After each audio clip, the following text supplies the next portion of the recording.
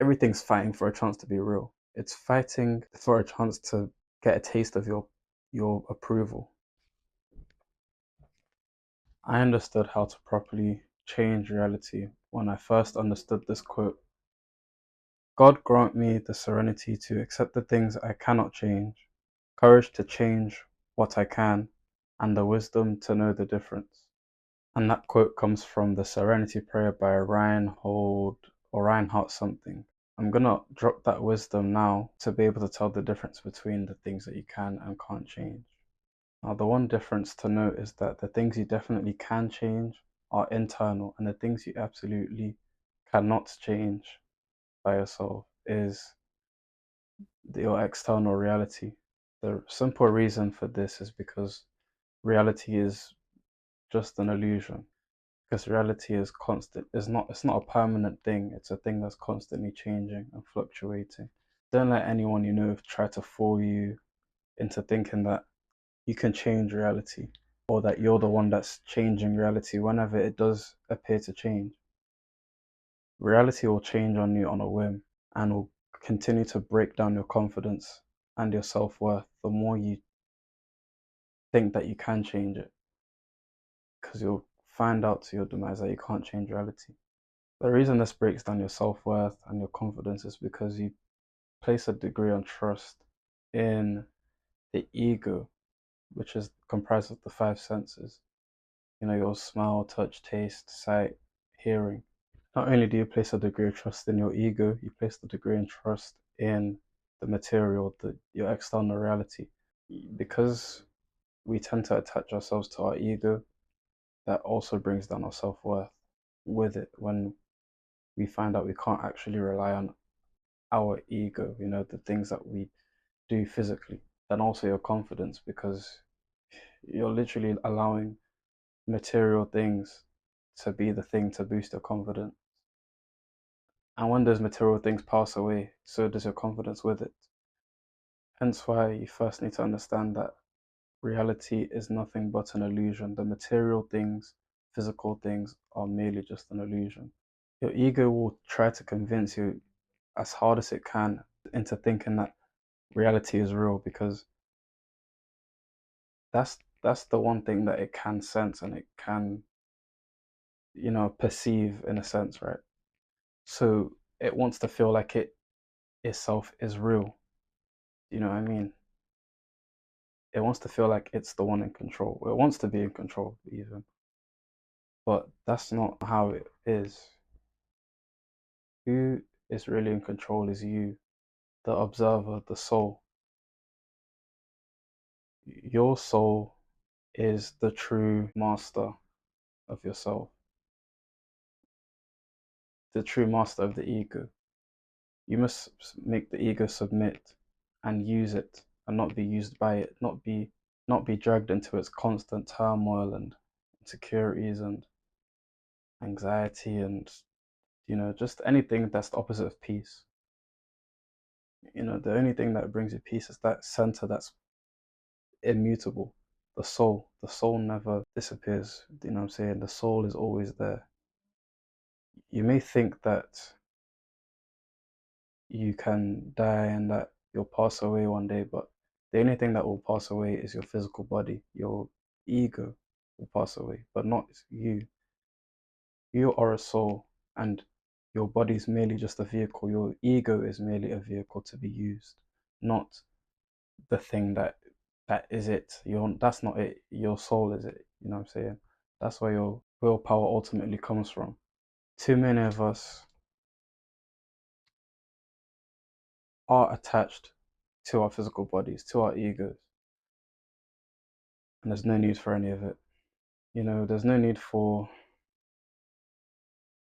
you to keep stressing about how you look, what your physical body is, you know what I'm saying? I mean, it's good to take care of your health and that and do things that make you feel good in your body, but too much identification of the ego, you'll never be satisfied. You'll always be running in circles, because the ego doesn't know what it wants, because you are the person that is direct. You The soul is the thing that desires, or like wills desire, I want to say. Your ego is not actually in control. And when you put it in control, it will constantly consume and consume until it consumes itself and dies, where your ego will just never be satisfied. So the one thing that you should completely avoid is attaching to your ego. Use the ego, yes, because it's a vehicle and it's there for a reason. And I mean, we have no choice. We're trapped in in our physical bodies, and we're trapped on the physical plane. So we kind of need to use our egos to move through the world, but you just don't want it to feel as if that it's the only thing that exists, because it's not. It's gonna pass away one day. It's gonna leave. So you should turn to the one thing that you can rely on, and that is your soul, and the soul resides inwards within your body. Which brings me to the thing that you can change, which is your internal world, your internal state, your state of being mentally, emotionally, and spiritually. These are the things that you definitely can get a hold of and can alter in order to alter your circumstances, your conditions, even down to how you look, your physical appearance.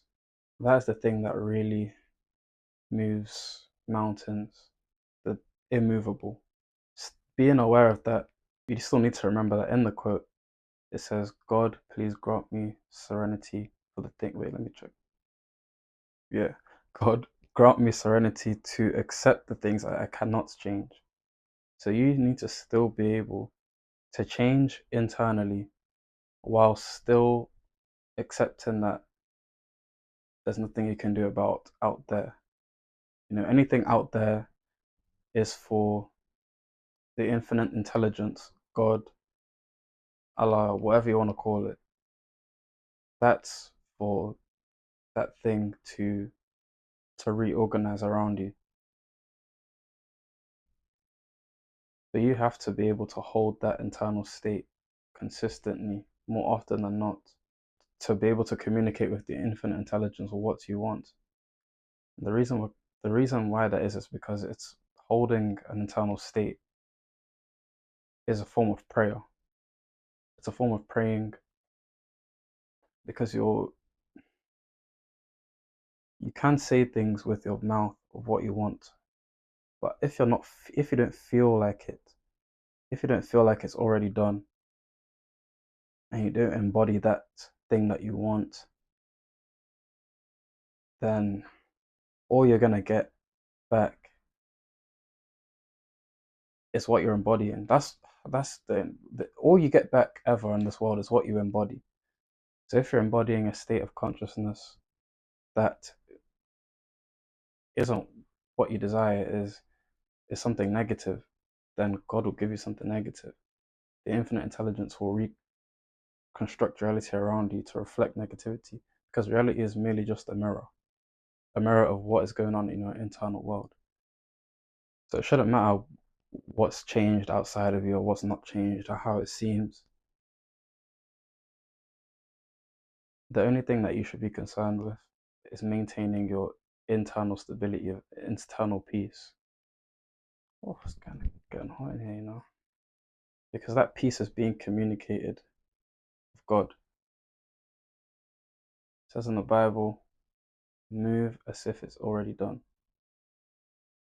Before, when you go to God in prayer and you have faith that that prayer has been answered, then there's no need to even look, like pray for that thing anymore, because you should know that God has already done it. And I'm going to quickly touch on another thing linking with this, that when you do hold a particular state of consciousness to magnetize what you desire, you need to be able to get your ego out of the way, because your ego is going to be constantly looking out for how can it do this and that to change your physical surroundings and this and that. It's tempting to follow that urge by the ego, but you need to be able to get your ego out of the way and let God Let go and just let God. Let the infinite intelligence, the thing that put us in this position in the first place, be the one to do it. And you have to also be able to, if you truly want this thing to work for you, you need to be able to see it as capable. It says in the Quran, Allah says, I am as my servant sees me. God is only how you see it, not how anyone else is telling you that God. As long if you move as if God would answer your prayers, even without you having to say anything or do any rituals, then that will be the infinite intelligence that you experience. That will be the God you experience in reality, in life. And you need to be able to really take this seriously and constantly let it marinate in your mind that this infinite intelligence and your soul is the more substantial thing than the external and material things. That's why the Hindus refer to it as Maya. Muslims refer to it as Dunya or Zahir, I believe. The analogy in Plato's cave, the shadow caves, the shadow images. That's what they all represent. The illusion that captivates the ego, that the ego is trapped by, or that the ego has no choice but to live by anyway. Once you can trust that higher intelligence, that transcendental being, it will prove itself to you.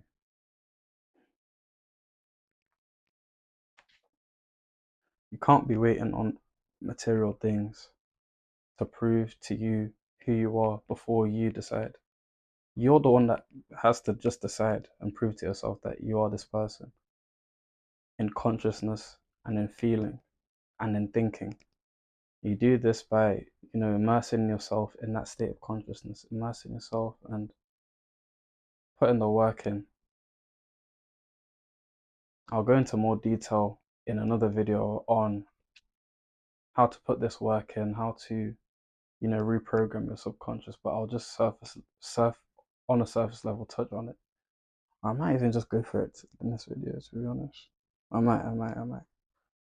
But, we've all throughout human existence, our ancestors have been writing in these religious texts all this information because they know they were able to decode to some degree the nature of reality. And the Bible says, don't judge by appearances. Don't judge by what you're seeing with your eyes, your two eyes. Because all you're doing when you see with your eyes is taking invisible light. And then through that visible light, your brain constructs an image, an image of what it thinks it's seeing. It's literally generating pictures as you're looking around and perceiving things. But that visible light has been proven to make up 99.9% of reality. And the other 0.1% is actual physical matter, it's actual atoms. So you tell me which one weighs more. The only reason that material reality may feel like it weighs more is because of your degree of emotional attachment onto it. You need to start to reverse that process and put more investment and capital into your internal world, into your internal state of being and consciousness. Because that's all you need. All you have to do is be, and your reality will reflect to you who you are. That's all you need for change. And if you're not seeing that change, then still be that person. Don't let reality tell you who you are. You have to use your willpower. You have to use that willpower and stay immovable by what you see or what you experience. If an experience can move you, or if an experience can move you, then that means that it's real. That means that's all. You have to come to understanding, that everything's fighting for a chance to be real. It's fighting for a chance to get a taste of your approval. Think about it like that. Think about them like like entities. Entities would just be made up of, oh shit, again, hold on. Entities can be thought to just be made up of beliefs, repeated thoughts, and feelings. Well, it really feeds off your feelings. You know, when you emotionally react, you give it some sort of energy, you make it more real. Think about experiences like that. They're all fighting for a chance to be real, these entities. And they're fighting for your approval because you're the one that holds the power. You need to always remember that these experiences don't hold any power over you. Yes, they will try to throw stones at you, get your attention, but when you're able to just ignore its existence, ignore its resistance, and affirm more strongly what you prefer, you don't give that thing any energy. It dies. It dies out. And that's how you need to starve your old reality that you're currently sitting in. You need to starve it by just not giving it any attention anymore. Anything that reflects, the old state of affairs, you just don't feed it any more energy anymore. You give your new state of consciousness more energy. Fuel it with your imagination. Fuel it with your emotionally charged thoughts. Fuel it with evidence that you tell yourself. Tell yourself that it's working. Tell yourself that these little shifts, these little shifts in feeling, that it's a sign that it's working. That the fact that you're reacting in more in alignment with how you prefer to be, that means it's working. You don't react the same way you used to react. That's working. You don't see some things as a big deal, and you see other things as minor. It's a sign that something shifted. You need to be able to boost your confidence in your internal world, because that's the only thing that won't fail you. That's the only thing that will always be there. Even if you somehow get caught up in the motion of life, this always happens to us. It's fucking snowing, bro. We all get caught up in life sometimes, you know what I mean? And it's natural that it would fluctuate like that because we are bound by the physical plane. We're bound by rhythm itself, the rhythmic swing from left to right, from life to death, from on top of the world to in the depths of hell. There's always that constant swing. You just need to be able to neutralize the swing. You can't escape the rhythmic swings because we are like stuck by the ego, the body in this physical plane. But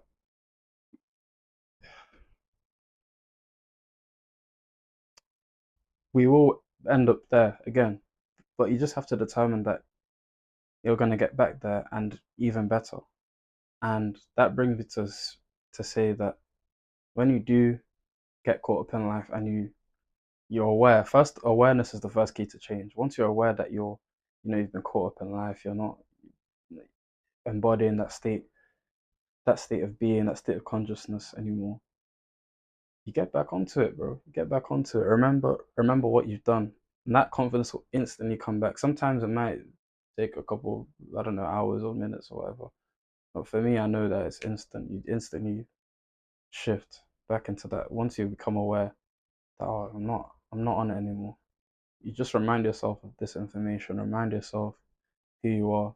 You'll get back on top, and you'll propel even further. You know what I'm saying? It's all about maintaining that frequency, that mental state of consciousness. All it takes is a little, yes, the faith of a mustard seed, like they talk about in the Bible. That courage and confidence to be different in an unwanted reality, to be different despite what reality is telling you that you are or that you should be.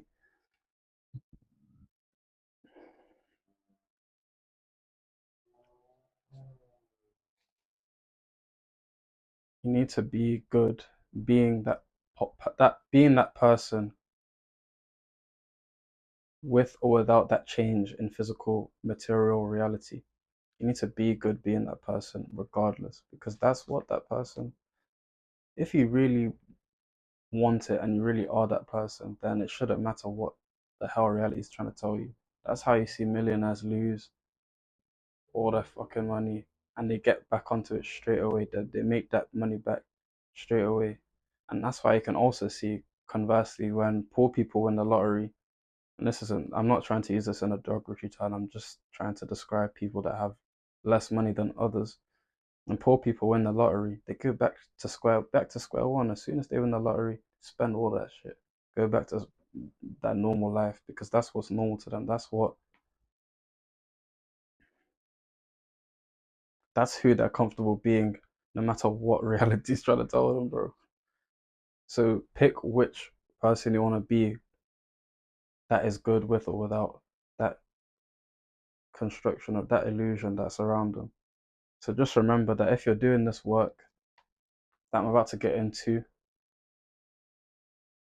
you will see signs, and you need to capitalize on those signs. Make those small shifts, small signs, the biggest deal ever. The biggest deal that something has changed, something shifted. You're going to respond differently, like I've said before. You're going to feel differently. You're going to notice different things. And you're going to be moved less by the things that happen outside of you. Just to go back a point or two, when I say that you're going to notice more things, the brain has a filtering system called the reticular activating system, which filters in and proves the thinker right. What the thinker thinks, the prover proves. And that RAS system is the thing that proves the thinker right. Anytime you're embodying a particular state of consciousness, and you're aligned fully, you're going to start to perceive that state of consciousness being reflected in different things. And before I get deep into it, what it really is that when you see, just for simplicity's sake, when you buy a new car, when your family gets a new car, let's say a white Mercedes or something, now you suddenly notice over the next couple of days, weeks, that you start to see the same white Mercedes every fucking where, everywhere. That is an example of the reticular activating system at work, filtering in the things you're aligned with, the things you know. And it's the same thing with this state of consciousness, that you're vibrationally aligned with. Once you're aligned, you'll start to notice, maybe if you want more money, you'll start to notice seeing more people doing things with money, like, or more, you'll start to meet people with money, or you'll start to hear news about money, about how there's loads of money in the world and how there's an abundance of money. You know what I'm saying? Because people live in all these separate realities.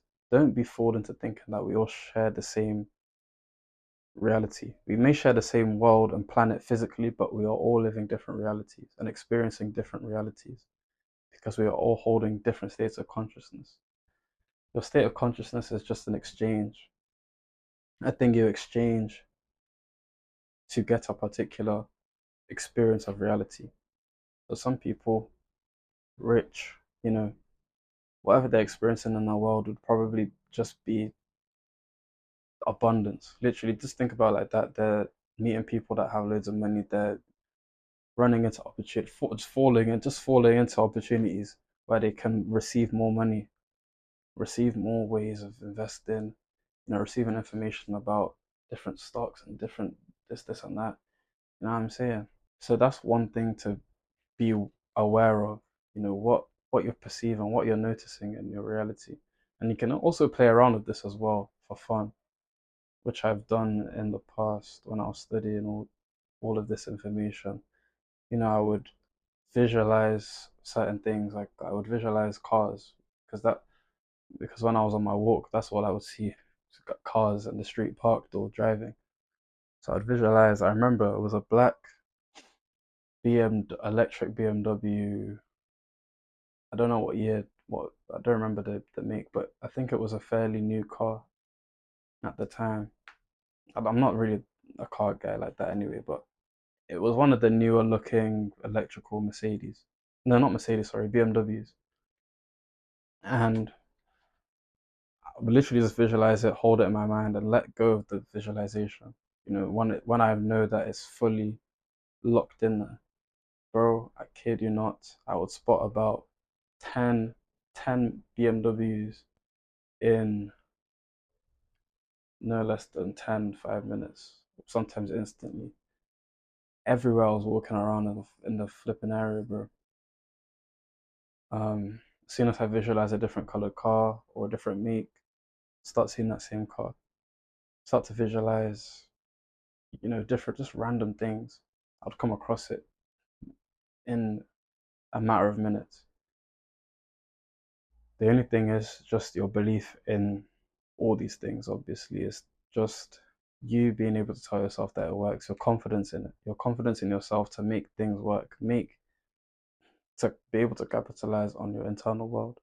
But to move on to what work you can do to be able to anchor your internal world and shift your actual reality is first by understanding this. Stop attempting in the first place. Stop trying in the first place to actually, do things to change reality in the first place. And realize that what you do need to change is yourself. I do that by looking at the subconscious mind. Our consciousness is split into two separate consciousnesses. The conscious mind, that's the one that you're using now to watch and consume this video. The conscious mind that is aware of what it's doing now and thinking of the next thing, and you know what I'm saying, that's doing the thinking right now. And your subconscious mind is the one that lays dormant, seemingly dormant anyway. It's constantly working, constantly moving things around you. It's the thing that really magnetizes and communicates with the infinite intelligence. Your conscious mind is just the gates that guard the doors to the subconscious mind. Because whatever goes into that subconscious mind sticks there and grows. It may seem, because it's the thing that stores every single experience ever that you've experienced in memory form. It keeps it there, but it's not gone. It's still real to your subconscious mind, and it is still affecting you in a lot more ways than you realize. Your subconscious mind is constantly reliving things that you put in there, the emotional heavily emotionally charged thoughts that you put in there, the the trauma that you have stored inside is constantly making those things apparent into your reality. You might not see it, you might not be able to perceive it consciously, or only when something repeats itself you'll perceive it, but it is constantly bringing to you more of whatever's in that, in your subconscious, what is bringing you more of it. You need to be able to control and change what your subconscious mind is attracting to you. You know what I'm saying? Change what is in your subconscious mind so that it brings you new things, different things, things that you prefer at the very least. And the one word I'm going to drop now is programming. Think of your subconscious mind like the programming to the reality that you're currently in. Once you change the program, then the rest of the system changes with it. And this is where you need to be thinking about what you want to program into your mind and what has been programmed into you. Once you can turn inward and take inventory of what things you think regularly, how you feel about certain things, the traumas that you have, once you can go within and deal with it by swapping out these traumas with more healthy traumas, because traumas are just emotionally intense experiences, whether that be real material experiences that you're experiencing with your ego or experiences in your imagination, because the subconscious mind cannot tell the difference between imagination and physical reality. That's why anything that you're consuming, reading about, watching on your TV, it's all being taken in into the subconscious mind very easily, very, very easily. So long as you leave the doors of the subconscious mind open by, not scrutinizing certain things with your conscious mind and consciously shaping, I guess, your feelings and thoughts around certain events and certain things you're consuming. Because the things that can easily get into the subconscious mind are symbols, emotionally intense thoughts, so trauma, and repetition. You might not be fully emotionally invested in a particular TV show, let me say, but if you constantly consume it for 30 days straight, let's say 100 days straight, because I don't even know about that 30 days thing. 100 days straight, at some point it's just gonna it's gonna be fixed there. It's gonna be fixed in the subconscious mind. It's gonna take root there and begin to grow. It's gonna begin to grow, or it has been growing this by from repetition. And that's the one interesting thing about the subconscious, right? And trauma and symbols. The more symbols are repeated, the more images are repeated, the more it sticks. The more you and the more you and this is also the interesting thing about imagination too, that the more you once you experience something in reality, you have a memory. Now you have a memory that you can go back and look at. The more you go back and look at this memory, the more you solidify it in the subconscious mind.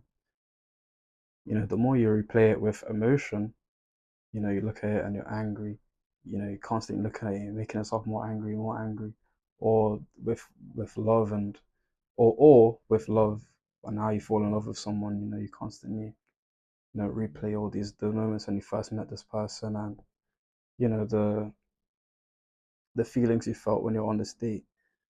By replaying the experience in your mind, the feelings come back up because thoughts spark emotions, and emotions can also spark thoughts. So, and imaginations are part of that thought.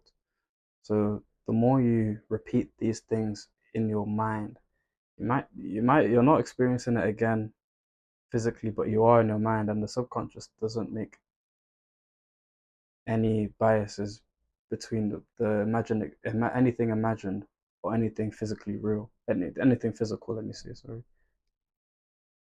I just committed a sin by calling reality real. Yo, the metaphysical fucking founders and gurus and teachers will be angry if they caught me saying that, bro. Um, the subconscious mind works on those three things: trauma, symbol, repetition.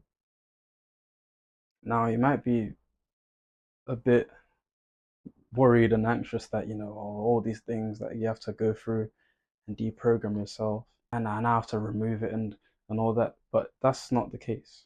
All you need to do is swap it out for something that you prefer. Find the opposite. Find the opposite thing and traumatize yourself repeatedly with it. And I just mean charging the experience or the thoughts or the thing that you're consuming with with emotion. Charge it with emotion and repeatedly. This is how I started my journey, right? This is how I started my journey. I found a video by Bob Proctor, if you've ever heard of him. He's not really a metaphysical, like, he's like level one in the metaphysical or spiritual space. Let me say it's level one because it's just basically a motivational speaker. There's other people, other greats, I would say, like Brother Panic, Bob. I think his name is Will Donahue, Reverend Ike, Neuro Knowledge, um, also Young Don, and who else can I say? That's all I can think of right now, anyway. But I came across a Bob Proctor video And he was speaking about these things, the subconscious reprogramming and all that. And I thought, you know what, like whatever I'm experiencing right now and where my life is headed, I don't desire it at all. I don't like it. And not even I didn't like it, but I just didn't even know what I wanted for myself. And I was running off the programming that I've been conditioned with by family members, the church that I was at when I was a religious person, and friends. Like, I was running off their whatever I've been given from what I've been born into the world with. And I noticed that I can have something different, but I can't get it. I could get something different, but I can't get it. What I mean by that is like I could experience a different reality, but I can't get it because of the programming that I'm programmed with. Anything I do, that's what I mean by the subconscious mind, is really does affect everything in your reality. It, it is your reality basically. Anything you try to do with that same programming you've had, anything you try to do to get a better life, get rich or whatever, or get a hot girlfriend or this and that, or boyfriend, whatever you like, your programming is gonna override your actions because actions don't really create reality. It's the alignment of your mental, spiritual, and your physical actions. And being mentally and spiritually aligned, that's gonna be where the energy that backs your actions comes from. And if that energy is the opposite of what you want, it's gonna taint your actions to give you more of what you don't want. Anything that you do will be like a form of resistance and keep it there because anything that you resist will persist. So that's what I realized after learning about the subconscious things by Bob Proctor. So what I did was every single day, I don't even know how long I did this for, but the video must have been like an hour or something long.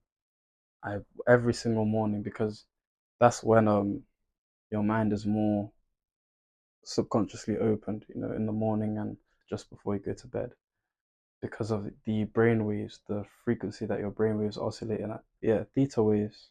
When your brain waves are at that frequency, then it's easier to put things into the subconscious mind and just lodge things in the subconscious mind, you get me? But when you're more conscious throughout the day, like because when you go to sleep, you're retreating into the subconscious. You know what I'm saying? That's where dreams come from. That's where all the symbols and things come from. Dreams are just a bunch of symbols that the psyche's playing with to resolve issues or to show you an issue, to show you things. But throughout the day, when you're working, when you're playing football, whatever you're doing in the day, your conscious mind is in control. And when your conscious mind is in control and more active, it's gonna be oscillate. The frequency of your brainwaves are gonna be more quick. And there's a whole like there's levels to like delta's the lowest, then it's theta, then it's alpha, then it's beta, then it's gamma.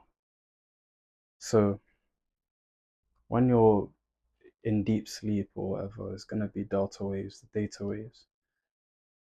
And when you're consciously active in the day, doing things with like, when your conscious mind is active, your brain frequency is gonna be oscillating at beta waves. And then, the thing is as well, I could get into it in another video.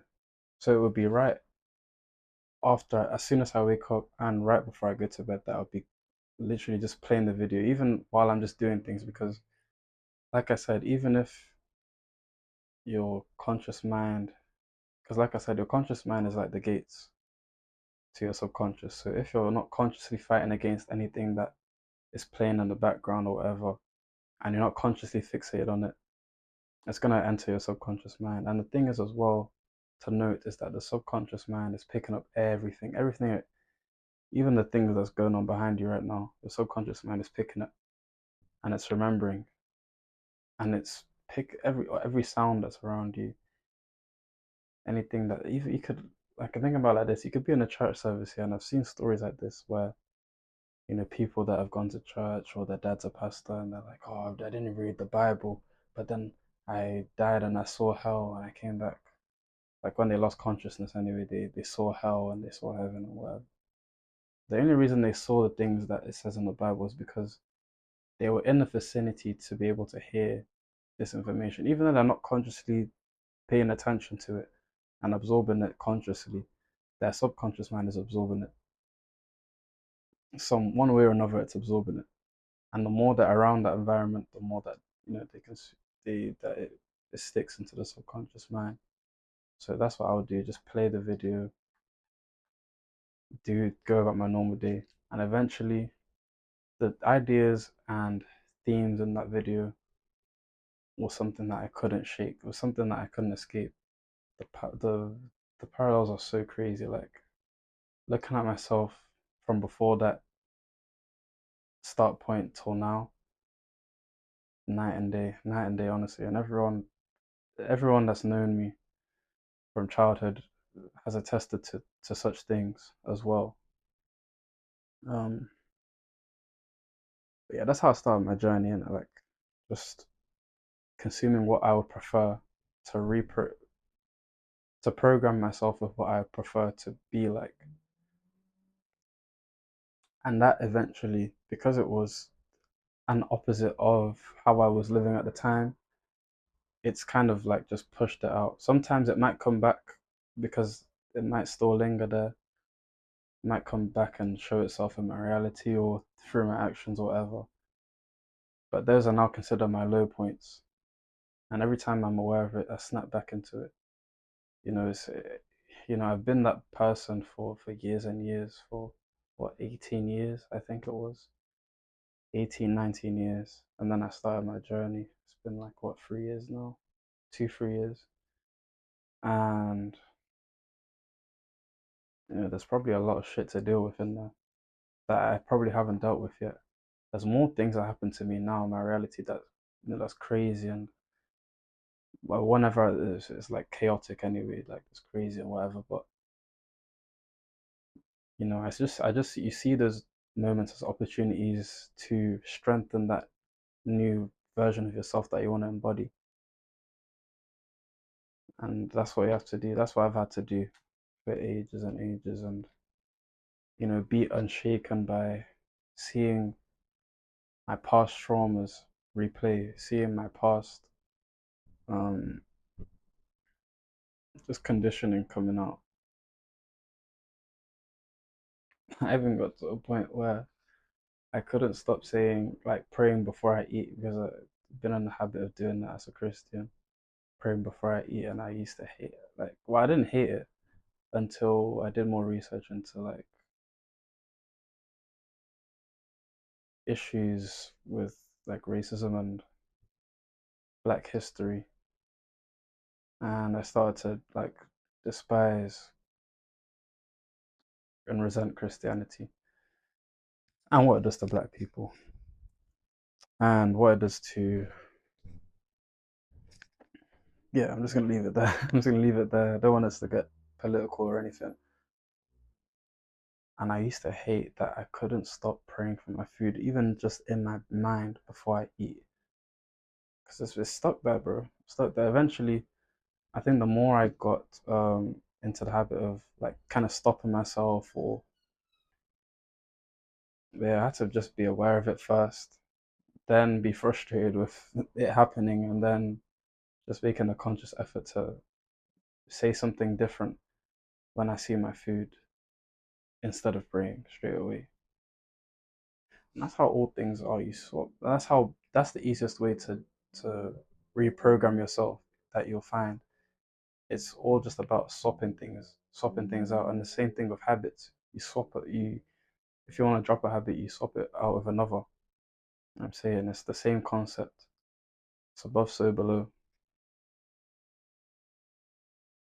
your thinking habits, you can swap them out with better thinking habits. You don't just stop, because once you just stop, you're going to have nothing and you're going to return back to your default programming. So change your default programming if you want to experience something new.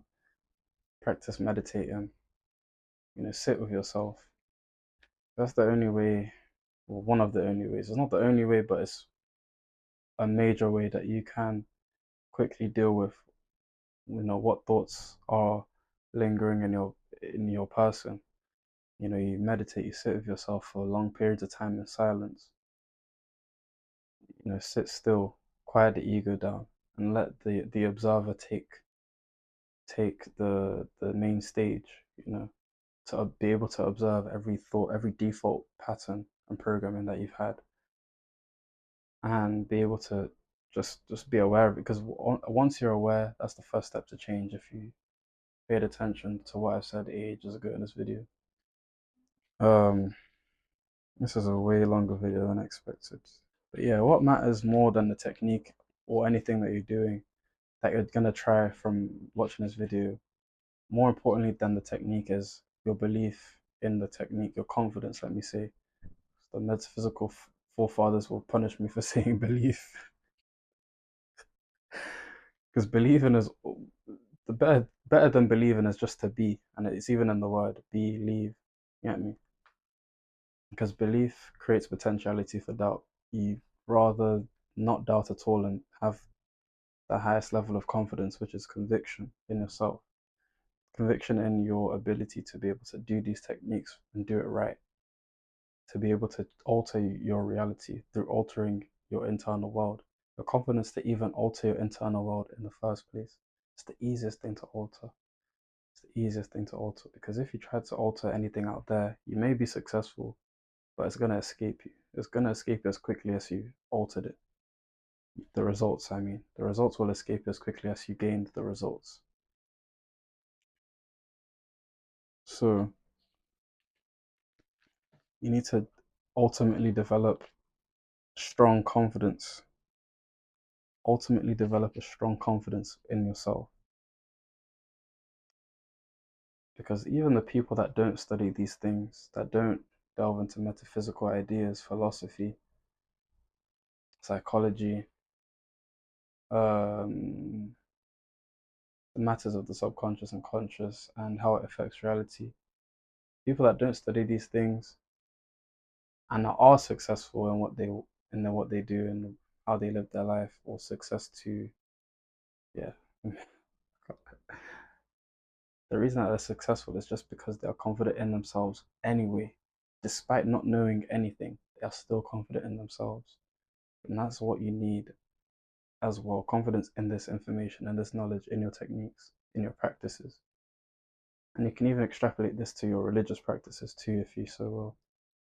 Even though I'm not a religious person myself, and I don't agree with religion because of its tendency to only be exoteric, which is focusing on the surface level things, taking things literally. You know, you can still make it work if you believe it works. Because I've been a Christian before and it has worked for me. I'm not gonna lie, it did work for me for a majority of my life. But at some point, I kind of gravitated towards something a step up from that. The esoteric.